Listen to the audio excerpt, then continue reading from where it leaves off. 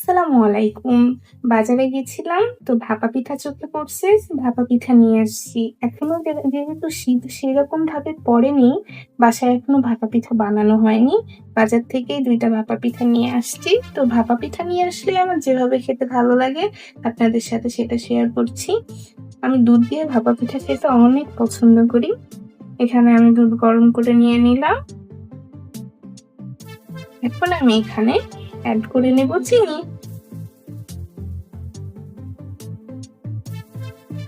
১ চামচ চিনি দিয়ে আমি দিয়ে দিব এখানে ১ চিমটি পরিমাণ লবণ। দুধটা ভালো করে নেড়ে দিয়ে আমি এখানে ভাপা পিঠাগুলো দিয়ে দিব।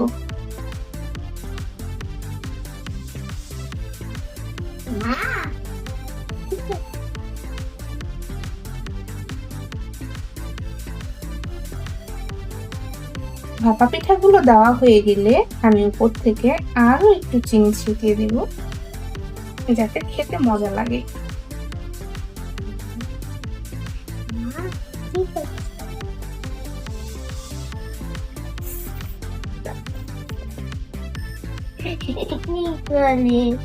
রেডি, চলেন খাওয়া যাক। ধন্যবাদ।